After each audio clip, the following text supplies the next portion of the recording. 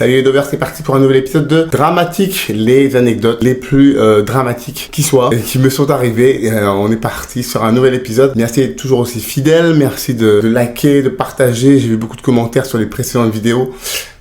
Voilà, je pense que vous êtes bien marrés, à mes dépens, à mes frais, mais vous êtes bien marrés. Et donc voilà, c'est parti pour un nouvel épisode. Aujourd'hui, alors j'en avais parlé dans une vidéo précédente, j'avais promis de parler des noms de groupe que j'ai pu porter ou supporter, je ne sais pas, des fois je les ai plus supportés que portés. On va les passer en revue, on va essayer de faire un truc à peu près chronologique. Et on va remonter à mon tout premier nom de groupe, le numéro 1. Alors là, rien de dramatique, on était sur du nom de groupe un peu américanisant, hein, ouais, ça avait années 90-2000, on se croit un peu, voilà, on est en mode US, et donc le groupe s'appelait Escape.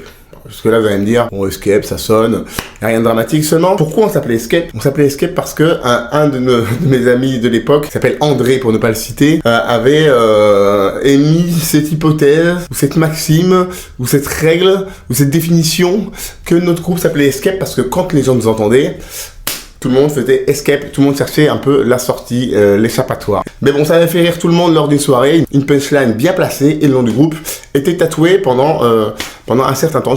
Je crois me rappeler que, si vous voulez, la définition était quelque peu méritée. Oui. Deuxième nom de groupe, alors là on avait voulu faire quelque chose de complexe, on avait voulu être un petit peu dans l'originalité. C'est l'époque un peu des années où il y avait des noms de groupe un peu comme ça, éclatés au sol, genre Smashing Pumpkins, ou bien il y avait des noms comme ça un petit peu loufoques. Et donc à cette image-là, on avait voulu porter un nom un petit peu dingue, et le nom, je vous le donne, Anti-Neutronix.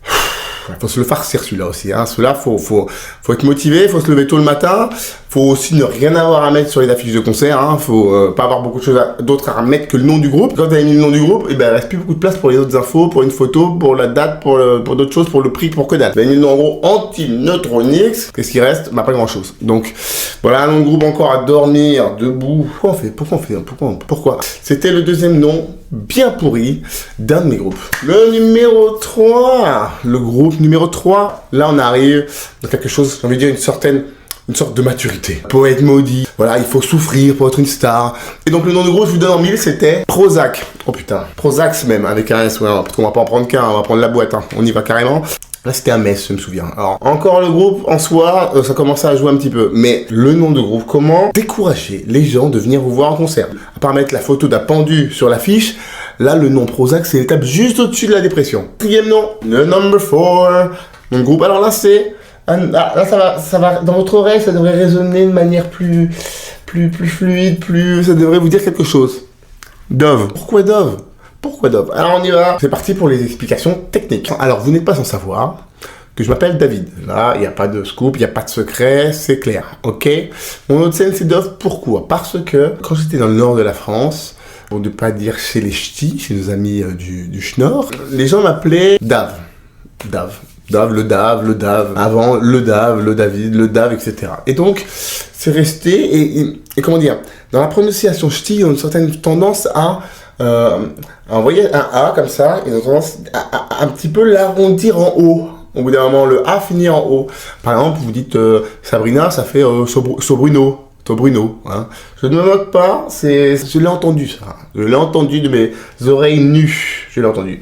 Papa, ça fait Popo. Voilà, quelque chose comme ça. Et donc forcément, le Dave a fini par se transformer en le Dave, comme ça, se transformer souvent en Dove. Le Dove. Vous l'avez? On en est là.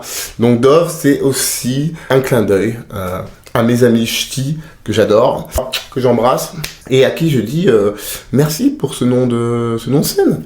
Parce que sans vous, ben voilà, je m'appellerais peut-être pas Dove aujourd'hui. Dove, comme il dit là-haut, mon gars, oh Bilout, Dove, oh Bilout, oh Dove, oh oui Bilout, oh ouais, oh là ouais. Ensuite, on en arrive à mon groupe de cœur. Ça a été une grosse aventure, vous l'avez connu, mais alors là, en termes de nom à rallonge, je pense avoir fait long avec Anti-Neutronix, mais alors là, on a encore passé le degré supérieur. À savoir, je vous le présente, je vous le donne en mille, il est là, je l'ai pris exprès pour l'occasion. Il est ici, Sunday Morning Drunkard. Il est là. Je vais le mettre ici. Il va trôner fièrement sur le micro. Sunday Morning Record. Et oui, alors là, c'est encore un nom à rallonge. Certainement trouvé en fin de soirée. Oui, parce qu'on avait une fâcheuse tendance à se coucher tard avec ces énergumènes.